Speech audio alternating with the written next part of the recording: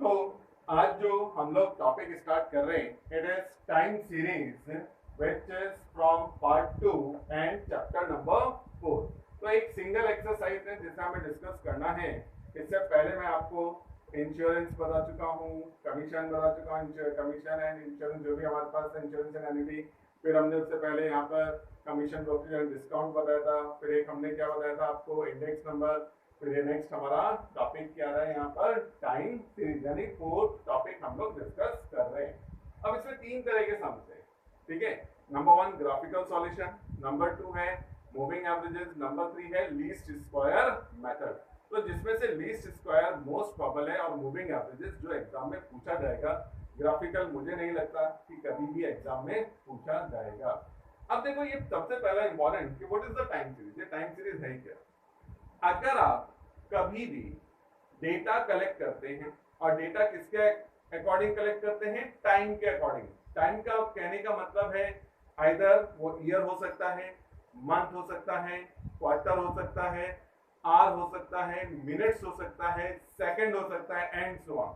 यानी कि अगर मैं कोई डेटा इस तरह से कलेक्ट कर रहा हूं जो टाइम के अगेंस्ट कलेक्ट कर रहा हूं, या टाइम के साथ कलेक्ट कर रहा हूं, या टाइम के करस्पॉन्डिंग कलेक्ट कर रहा हूं, तब उस कलेक्टेड डेटा को क्या बोलते हैं? Time series. फॉर एग्जांपल, हम लोग एनुअल प्रोडक्शन बताते हैं कंपनी का कि 1980 में कितना प्रोडक्शन था, 1981 में कितना था, 1982 में कितना था, एंड सो ऑन। तो ये क्या हुआ? Time series. इसी तरह से मैं किसी पर्टिकुलर इंस्टीट्यूट में बोलता हूँ कि कितने स्टूडेंट्स हैं, 2000 में कितने स्टूडेंट थे, 2001 में कितने स्टूडेंट हैं, 2002 में कितने स्टूडेंट हैं, 2003 में कितने स्टूडेंट हैं, ये मैं नोट करता हूँ। तो ये भी क्या है? Time series. अब ये तो हुआ टाइम सीरीज। हमारे पास क्या है? बाकी थ्योरेटिकल नोट है, आप लोग अपने आप रीड कर सकते हैं, पूरा थ्योरी है। अब नेक्स्ट हमारे पास जो पहला क्वेश्चन है, the following data gives the production of bleaching powder in 1000 tons of for the year 1962 to 1972। Year हमारे पास 1962 1963 से लेके 1972 तक है। प्रोडक्शन है 01114249710 unit. Fit the trend line by graphical method to the above data. तो ये हमारे पास है। अब सॉल्यूशन में मैंने 2 पॉइंट फाइंड आउट किए हैं। मैंने क्या लिखा? Semi average for first half of time series. अगर आप देखें तो मैंने मार्क करके रखा है, ये टोटल 11 है, तो 11 का हाफ आपको नहीं मिलेगा। तो हमने बीच में 6th टर्म को छोड़ दिया है, 6th ईयर को, विच वन इज 1967। इससे पहले 5 और इसके बाद 5, यानी कि इस तरह से सीरीज को 2 पार्ट में ब्रेक किया। तो मैं क्या लिख रहा हूं? Semi average for first half of time series from 1962 to 1966। तो 0 plus 0 plus 1 plus 1 plus 4, 6/5 which is equal to 1.2। और ये मिड ईयर कहाँ दिख रहा है इसका? यानी कि जो 5 अलग अलग ईयर्स आपने कंसीडर किए 1962 से लेके 1966 तक, उसका सेंटर क्या है? 1964। तो हमने लिखा mid year is 1964। Same semi average for second half of the time series या ऑफ टाइम सीरीज। तो ये फ्रॉम 1968 से लेके कहां चला जाएगा? 1972 तक। 4 plus 9 plus 7 plus 10 plus 8।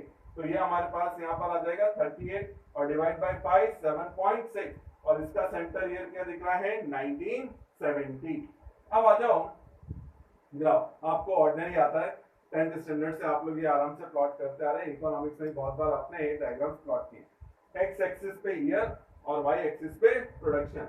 Year कहां से दिए हुए हैं? अगर आप देखें 1962 से, तो यहाँ पर ओरिजिन 00 लिखने की जगह मैंने क्या लिखा है?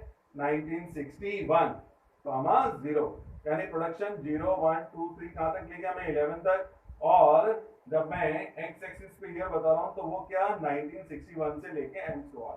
तो इक्वली 1 सेंटीमीटर पर आप इसे मार्क कर लेंगे, यानी कि 1962 ये दोनों तरफ से। और ग्राफ, अगर ग्राफ बुक रहेगा तो सबसे बेस्ट आपके लिए इजियर, आप प्लॉटिंग कर सकते हैं। तो ये हमारे पास।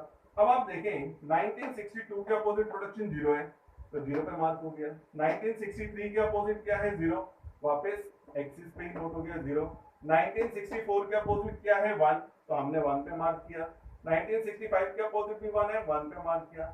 1966 के अपोजिट 4 है, तो 4 पे मार्क किया। 1967 के अपोजिट कितना था? 2, तो 2 पे मार्क किया हमने इस तरह से। 1968 के अपोजिट कितना है 4, वापस 4 पे, यानी कि इधर से 4 और इधर से 1968। 1969 पर हमारे पास क्या जा रहा है 9, हमने 9 पे मार्क किया हुआ है, ये हमारे पास। फिर 1970 पे कितना आ रहा है 7, ये 7 पे मार्क किया। 1971 पर कितना आ रहा है हमारे पास यहाँ पर 10, तो 10 पे गए और 1972 पर 8। जैसे ही आपके पास ये सारा मार्किंग हो जाएगा, आप लोगों ने इनको ज्वाइन कर देना, ठीक है, पॉइंट टू पॉइंट ज्वाइन कर लेना है, ये एक। अब दूसरा, अब हम क्या करेंगे ट्रेंड लाइन के लिए, ये जो डॉटेड लाइन हम आपको दिखा रहे हैं, dotted line, it is trend line. अब ये ट्रेंड लाइन कैसे फाइंड आउट हो रहा है, यहाँ पर देखो मिड ईयर कौन सा है 1964, 1964 और उसके ऊपर यहाँ पर 1.2, तो यानी कि 1 के ऊपर 2 पॉइंट, तो ये आ जाएगा हमारे पास एक 1964 और 1.2। एक और मैंने मार्क किया मिड ईयर, और वो मिड ईयर किसके लिए था 1970 और क्या था 7.6। तो ये जो हमारे पास है यहाँ पर बीच में जरा ध्यान देना, तो ये क्या है 1970 और वैल्यू था 7.6, तो ये हमने इस तरह से इसको मार्क किया।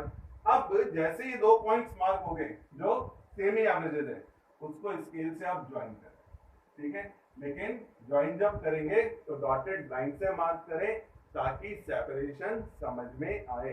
दोनों लाइनें अलग अलग दिखनी चाहिए। जो ये पहली लाइन है डार्क, वो है ओरिजिनल डेटा, और जो हमने बाद में मार्क किया डॉटेड लाइन, वो क्या है हमारे पास ट्रेंड लाइन। तो ये इस तरह से हमारे पास पहला सॉल्यूशन कंप्लीट हो जाता है। तो ये था क्वेश्चन नंबर 1। तो सिंपल है, यहाँ पर जरा ध्यान देना, 2 कैलकुलेशन करना पड़ेगा, semi average for first half, semi average for second half, और उसके बाद आप ट्रेंड लाइन उसके अपोजिट यहाँ पर ज्वाइन करके फाइंड आउट करेंगे, यानी कि मिड ईयर के अपोजिट वो सेमी एवरेजेस आप मार्क कर लें, 2 ही आएंगे आपके पास, और दोनों को फिर आप यहाँ पर इस तरह से स्केल से ज्वाइन करते हुए प्लॉट करेंगे। तो ये था क्वेश्चन नंबर 1।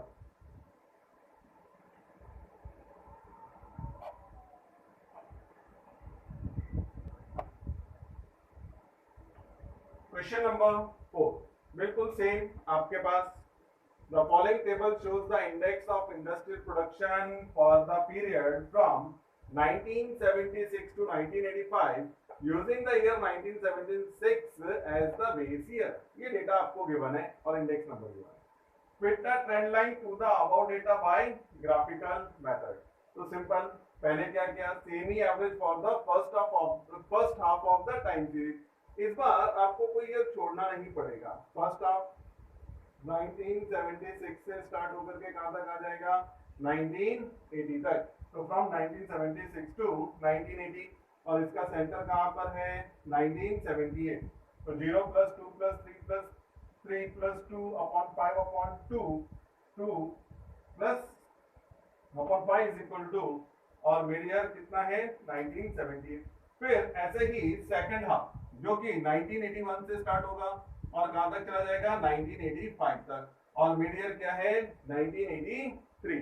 तो अब आपने वापस semi average for the second half of time series from 1978 1981 to 1985। तो वापस हमने यहाँ पर क्या किया जरा देखिए, 4 + 5 + 6 + 7 + 10 divide by 5, which one is 6.4, mid year 1983 as usual, जैसा हमने प्रीवियस क्वेश्चन लिया। प्लॉटिंग किया, स्केल कंपलसरी आपने बताना है, तो scale on both the axis 1 centimetre is equal to 1 unit. तो ये हमारे पास है। अब एक्स एक्सिस पे हमारा जो डेटा है वो 1976 से स्टार्ट हो रहा है, तो 1 सेंटीमीटर पे 1976, 1977 और 1985 तक मार्क किया। ऐसे ही 1 से लेके हमने कहां तक मार्क किया 10 तक मार्क किया। अब एक एक्स्ट्रा 11 को भी मार्क कर सकते हैं। अब इंपॉर्टेंट, ओरिजिन 0 0 ना लिख करके हमने क्या लिखा 1975, 0। जरा ध्यान देना, स्क्रीन पे थोड़ा शॉर्ट दिख रहा है, तो क्या बोला मैंने 1975, 0। क्यों, आपका पहला जो वैल्यू है वो 1976 है, तो जस्ट उससे पहले कौन सा ईयर होगा 1975। तो ओरिजिन 1975 और प्रोडक्शन के लिए 0, तो 1975, 0। अब जैसा हमने पहले प्लॉट किया था, 1976 के अपोजिट क्या है 0, यहाँ पे मार्क किया। 1977 के अपोजिट क्या वैल्यू है 2, तो 2 के सामने, और इधर से 1977 के अपोजिट, फिर इस तरह से 1978 के अपोजिट है 3, तो 1978 के अपोजिट हमने 3 मार्क किया। 1979 के अपोजिट भी क्या है 3, 3 पे मार्क किया। 1980 के अपोजिट कितना है 2, अगेन 2 पे मार्क किया। 1981 के अपोजिट क्या दिख रहा है हमको 4, तो 4 पे मार्किंग हुआ। 1982 के अपोजिट क्या है 5, तो हमने 5 पे मार्क किया। 1983 के अपोजिट है 6, वहां पे मार्क किया। 1984 के अपोजिट 7 को मार्क किया, और लास्ट 1985 के अपोजिट 10 को मार्क किया। बाद में इसको ज्वाइन कर लिया। ये तो हो गया ग्राफ हमारे पास। अब ट्रेंड लाइन, जो कि डॉटेड लाइन, हमेशा याद रखो ट्रेंड लाइन, ये डॉटेड लाइन हमारा क्या बता रहा है, ट्रेंड लाइन। तो ट्रेंड लाइन के लिए फर्स्ट जो सेमी एवरेज था वो क्या था 2, किसके अपोजिट प्लॉट होगा 78, यानी कि 1978, तो इधर से 1978 और इधर से 2, तो मैंने पॉइंट लिख दिया है 1978, 2। लेकिन आपने एग्जाम में अगर आया, वैसे तो मोस्ट प्रोबेबल नहीं आएगा, तो नहीं लिखना है, डायरेक्टली सिर्फ मार्क करना है। फिर 1983 के अपोजिट 6.4, तो 1983 के अपोजिट हमने क्या मार्क किया 6.4। वापस इसको स्केल से ज्वाइन कर दो, fine line dotted line mark करते हुए, तो ये आ जाएगा आपके पास ट्रेंड लाइन। तो बहुत सिंपल है, दो ही कंडीशन अराइज होती हैं, या तो डेटा हाफ ऑफ हो जाएगा, या फिर एक वैल्यू को आप बीच में से छोड़ देंगे तो डेटा आपका हाफ और हाफ हो जाएगा। तो इस तरह से ये आपने कंप्लीट करना था। इसी तरह से एक और क्वेश्चन है, क्वेश्चन नंबर 7 होमवर्क, ये आप लोग अपने आप कंप्लीट करेंगे एज क्वेश्चन नंबर 1। तो सेम क्वेश्चन नंबर 1 की तरह हमारे पास कंप्लीट हो जाएगा क्वेश्चन नंबर 7। तो ये आपने खुद से ट्राई करना चाहिए। तो ये था हमारे पास दो क्वेश्चन जो हमने किसके लिए लिए, यहाँ पर ग्राफिकल मेथड के लिए कंसीडर किए हैं।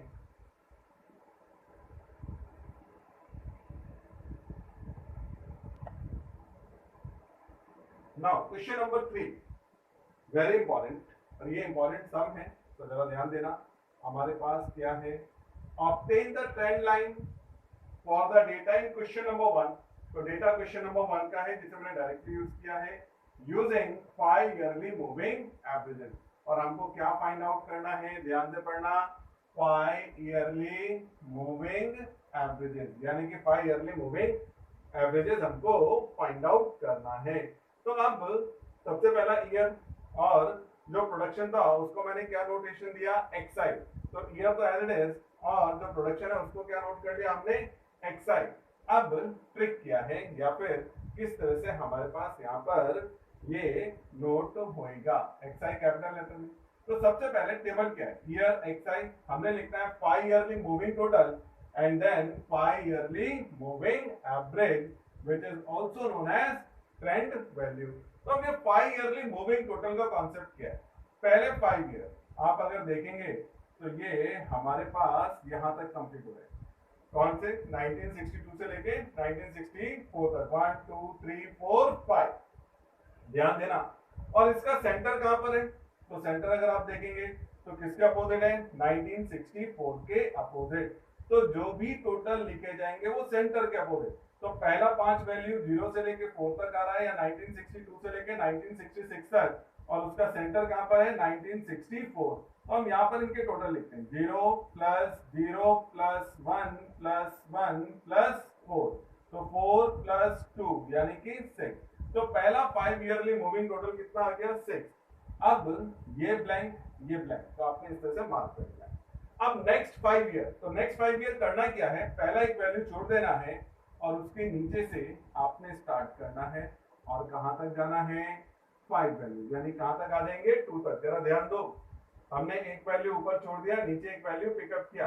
अब इसका सेंटर कहां दिखाई देगा, तो ऑब्वियसली 1965 के अपोजिट। ध्यान देना कि 0 से लेके 2 तक आए, एक ऊपर 0 छोड़ दिया, नीचे 2, मैंने एक आगे बढ़ाया, इसीलिए कह रहे हैं मूविंग, यानी कि एक को ऊपर छोड़े नीचे एक शिफ्ट कर जाए, तो इस तरह से। और टोटल सेंटर के अपोजिट सेंटर आ जाएगा 1965। तो क्या लिखना पड़ेगा 0 प्लस 1 प्लस 1 प्लस 4 प्लस 2, 2 6 और 2 8, ये हमारे पास। इसी तरह से नेक्स्ट आप 1 से स्टार्ट करेंगे और फिर कहां तक पहुंच जाएंगे, ऑब्वियसली 4 तक पहुंच जाएंगे। सेंटर कंटिन्यूसली चलता रहेगा, यहां पर आ जाएगा 1960 6 के अपोजिट, तो 1 प्लस फिर 1 प्लस 4 प्लस 2 प्लस 4, तो आप देख सकते हैं 1 प्लस 1 प्लस 4 प्लस 2 प्लस 4, 2 4 6 6 2 8 8 और 4 12, ये हमारे पास। अब इसी तरह से नेक्स्ट अगर आप देखें तो यहाँ पर 1 से स्टार्ट होगा और हम कहाँ तक चले जाएंगे, 9 तक चले जाएंगे। तो अब अगर आप यहाँ पर ध्यान देंगे तो सेंटर 1967 के अपोजिट होएगा, तो 1 प्लस 4 प्लस 2 प्लस 4 प्लस 9, तो 5 7 11 और ये आ गया 20। इसी तरह से अब अगर आप देखें तो हमारे पास किधर से स्टार्ट होगा। अब मैं एक काम करता हूँ, ये मार्किंग इधर से चालू कर देता हूँ, यहाँ तक तो हम लोग जा चुके थे 1, तो 4 से लेके कहाँ तक आना पड़ेगा नेक्स्ट 5 के लिए 7 तक। तो अब ये सेंटर किधर हो जाएगा, 1 2 3 4 5, 4 के अपोजिट यानी कि क्या 4 प्लस 2 प्लस 4 प्लस 9 प्लस 7, ये हमने लिखा यहाँ पर। तो 4 प्लस 2 6, 6 प्लस 2 6 प्लस 4 10 19 और 7 26। अगेन अब ऊपर से एक वैल्यू छोड़ देंगे, नीचे एक वैल्यू हम लोग पिकअप करेंगे, तो कहाँ पहुंच गए 10 तक। फिर अब हमारे पास क्या 2 प्लस 2 से स्टार्ट हो रहा है, 4 प्लस 9 प्लस 7 प्लस 10, तो 2 4 6 15 22 और ये आ गया 32। अब हम कहाँ से स्टार्ट करेंगे 4 से, और ये हमारे पास कहाँ तक चला जाएगा 8 तक, यानी कि डेटा कंप्लीट हो जाएगा और सेंटर यहाँ पर आ जाएगा 7 के अपोजिट। तो कैसा 4 से स्टार्ट हुआ है, 4 प्लस 9 प्लस 7 प्लस 10 और प्लस 8। तो अब अगर हम यहाँ पर टोटल करेंगे 13 4 9 13 20 30 और 38, लास्ट 2 पोजीशंस आर ब्लैक। तो 5 ईयरली में पहला 2 और लास्ट 2 पोजीशंस ब्लैक जाएगा। तो हमने टोटल कैसा किया है, मार्किंग को जरा आप लोग ध्यान देंगे। अब ट्रेंड वैल्यू के लिए ये 5 ईयर्स का एवरेजेस है, तो 5 से डिवाइड कर देंगे, मूविंग एवरेज आ जाएगा 6 अपॉन 5 1.2, ये हमारे पास पहला। नेक्स्ट 8 अपॉन 5 5 बन जा 5, remainder is 3 1.6, 12 upon 5 2.4, 20 upon 5 4, 26 upon 5 5.2, 32 upon 5 6.4, 38 upon 5 यानी कि 7.6, last 2 positions are black complete. तो ये रहा हमारे पास 5 ईयरली मूविंग एवरेजेस। जिस तरह से हमने 5 ईयरली मूविंग एवरेजेस कैलकुलेट किया, सेम स्टेप आता है किसके लिए, हमारे पास 3 ईयरली मूविंग एवरेजेस के लिए भी सेम, बस चेंज क्या हो जाएगा, 3 ईयरली मूविंग टोटल 3 ईयर्स को हमने लेना है और इधर 3 ईयरली मूविंग एवरेजेस लेना होगा। तो देखते हैं नेक्स्ट 3 ईयरली मूविंग एवरेजेस कैसा फाइंड आउट होता है।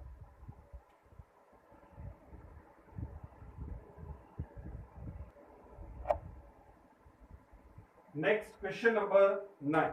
तो अभी हम लोग जो नेक्स्ट डिस्कस कर रहे हैं क्वेश्चन नंबर 9, तो एक्चुअली मैं पहला 5 ईयरली मूविंग एवरेज कंसीडर किया, अब उसी तरह से 3 ईयरली फाइंड आउट होता है, तो उसके लिए हम लोग यहाँ पर कैलकुलेशन दे रहे हैं। Obtain the trend values for the data in question number 7। तो डेटा यहाँ पर एक तरह से लिखा हुआ है, तो question number 7 using 3 yearly moving averages. तो एज यूजुअल जैसा 5 ईयरली था, ईयर एक्सआई, यहाँ पर क्या आ गया 3 yearly moving total and last 3 yearly moving averages. तो 3 ईयरली मूविंग टोटल, अब की बार हमने 3 ईयर्स का टोटल फाइंड आउट करना है। तो पहला 3 ईयर और इसका सेंटर कहाँ पर है 1977 के अपोजिट, तो 0 plus 4 plus 4 is equal to 8। फिर नेक्स्ट ऊपर से एक वैल्यू हमने इग्नोर किया, नेक्स्ट आ गए 2 तक, तो क्या 4 प्लस 4 प्लस 2, सेंटर यहाँ पर आ रहा है, इट इज 10। फिर 4 से स्टार्ट किया और कहाँ पर जा रहे हैं 6 तक, यानी कि क्या 4 प्लस 2 प्लस 6, यानी कि 12। आफ्टर दैट हमने 12 से स्टार्ट किया, 2 से स्टार्ट किया और कहाँ तक आ जाएंगे 8। तो आप देख सकते हैं एक वैल्यू ऊपर छोड़ते हैं, एक वैल्यू नीचे शिफ्ट कर जाते हैं। तो 2 plus 6 plus 8 is equal to 16। Next we have 6 2, हमारे पास आ जाएगा 5। 6 plus 8 plus 5 19, 14 plus 5। After that 8, 8 to 9, तो यानी कि 8 प्लस 5 प्लस 9 22। अब हमारे पास 5, 5 से लेके हम कहाँ तक आ जाएंगे 4। तो 5 प्लस 9 प्लस 4 13 और 5 18। तो अब ये हमारे पास नेक्स्ट हमारे पास 9 से लेके क्या आ जाएगा 10। तो 9 plus 4 plus 10 it is 23 and after that 4 to 10। तो 4 plus 10 plus 10 is equal to 24। तो ऊपर और नीचे एक एक पोजीशन ब्लैंक, ये ब्लैंक ये ब्लैंक। अब एवरेज 8 अपॉन 3। अब अगर आप 8 को 3 से डिवाइड करते हो तो 2.667। अब इसके बाद 10 divide by 3 3.333। Next 12 upon 3 is equal to 4। 16 upon 3 5.33 and 3। 19 upon 3 तो 6.333। 22 upon 3 7.333। 18 upon 3 is equal to 6 and 23 upon 3 is equal to 7.667 plus 24 upon 3 is equal to 8। तो एकदम सिंपल है हमारे पास और बहुत ज्यादा चांसेस है कि एग्जाम में ये क्वेश्चंस आपको पूछ दिए जाएंगे। तो ये तो था 3 yearly moving average.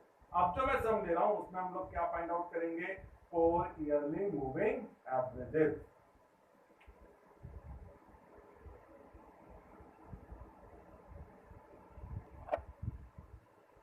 Question number 6। अब क्वेश्चन नंबर 6 में 4 yearly moving averages find out करने को कहा है और डेटा लिया है क्वेश्चन नंबर 4 का। तो obtain the trend values for the data in question number 4 using, और यहाँ पर क्या है हमारे पास 4 ईयरली मूविंग एवरेजेस। अब हम देखेंगे टेबल एक काफी कॉम्प्लेक्स टेबल है, ईयर और एक्सआई एवरेज। पहला क्या है 4 ईयरली मूविंग टोटल, फिर क्या है 4 ईयरली मूविंग एवरेज, नेक्स्ट एक extra column 2 unit moving total, और last 4 yearly centred moving average यानी कि ट्रेंड वैल्यू। ये आंसर का लास्ट कॉलम है। अब आप देख सकते हैं जब डेटा लिखा है तो हमने एक लाइन का गैप रखा है, इसीलिए मैंने इतनी सारी लाइंस यहाँ पर ड्रॉ की है। आप कंटिन्यूअसली नोट नहीं करेंगे तो नोटबुक में जब आप इसको सॉल्व करने लगेंगे तो कंपल्सरी एक एक लाइन का आप गैप छोड़ना, नहीं तो फिर सॉल्यूशन नहीं आएगा। अब ट्रिक वही है, 4 ईयर आपको एक साथ पिकअप करने हैं। तो ये हमारे पास 4 ईयर, लेकिन अब इसका सेंटर कहाँ आ रहा है, अब जरा ध्यान देना। तो सेंटर किधर आ रहा है 77 और 78 के बीच में, इसीलिए एक एक लाइन का हमने गैप छोड़ा है। अगर आप ये गैप नहीं रखेंगे तो आप ये टोटल नहीं लिख पाएंगे। तो जरा ध्यान रखना कि इसका रीजन क्या है गैप छोड़ने का, क्योंकि जब भी आप मूविंग टोटल फाइंड आउट करोगे तो वो किसी ईयर के अपोजिट नहीं आएगा सेंटर, तो इसलिए आपने 2 ईयर्स के बीच में लिखना है, इसलिए आप एक गैप रखेंगे। तो 0 प्लस 2 प्लस 3 प्लस 3 6 प्लस 2 8, ये हमारे पास। नेक्स्ट अब हम 2 से स्टार्ट करेंगे और कहां तक पहुंच जाएंगे अगेन 2 तक। अब कहां पर इसका सेंटर अगर आप देखेंगे तो 78 और 79 के बीच में, तो क्या 2 plus 3 plus 3 plus 2 is equal to 10। अब वापस 3 से स्टार्ट करेंगे और कहां तक आ जाएंगे 4। वापस सेंटर किधर आ जाएगा आपके पास, तो हमारे पास किसके बीच में यहाँ पर 79 और 80 यानी 1979 और 1980 के बीच में। तो कैसा 3 प्लस 3 प्लस 2 प्लस 4 6 2 8 8 प्लस 4 12। अब नेक्स्ट आपने वापस यहाँ 3 से स्टार्ट करना है और कहाँ तक चले जाना है 5 तक। तो अब अगर आप देखेंगे तो वापस एक लाइन के बाद यानी कि 80 और 81 के बीच में, ये जो एरो मार्क कर रहा हूँ ये आपने एग्जाम में मार्क नहीं करने हैं, ये सिर्फ अपने समझने के लिए है। अब यहाँ पर क्या आ जाएगा, हमने एक 3 को इग्नोर किया तो 3 प्लस 2 प्लस 4 और नेक्स्ट दिया 5, 3 2 5 5 10 प्लस 4 14। वापस अब कहाँ से स्टार्ट करेंगे 2 से और कहाँ तक चले जाएंगे हम लोग 6 तक। तो अभी हमारे पास यहाँ पर आ जाएगा सेंटर ये, तो क्या आएगा 2 plus 4 plus 5 plus 6, 6 plus 6 12 plus 5 17। अब आफ्टर दैट 4 से स्टार्ट करेंगे और नेक्स्ट एक वैल्यू पिकअप करेंगे 7, तो ये 4 प्लस 5 प्लस 6 प्लस 7, यहाँ पर 9 15 और 22। लास्ट एक टोटल 5 से स्टार्ट होगा और लास्ट कहाँ तक चला जाएगा 10 तक, और सेंटर हमारे पास किधर आ जाएगा 83 और 84 के बीच में। तो 5 प्लस 6 प्लस 7 प्लस 10 17 23 और 28। अब ये तो हमने यहाँ पे प्लॉट किया, ठीक है। अभी मेरे पास फर्स्ट ईयर और ये दोनों तो ऑलरेडी ब्लैंक दिख ही रहे लास्ट हमारे पास, तो उसको मैं मार्क कर देता हूँ इससे। अब एवरेज, तो एवरेज के लिए क्या करना पड़ेगा आपको 8/4 यानी कि 2, 10/4 इट मीन्स 2.5। नेक्स्ट अब जरा ध्यान देना 12/4 3, 14/4 3.5, 17/4 तो ये 4.25। नेक्स्ट 22/4 5.5। अब नेक्स्ट हमारे पास 28/4 तो ये directly 7। Last two positions are black. लेकिन एक्चुअली प्रॉब्लम क्या है कि जो भी मूविंग एवरेज आता है वो किसी ईयर के अपोजिट होना चाहिए।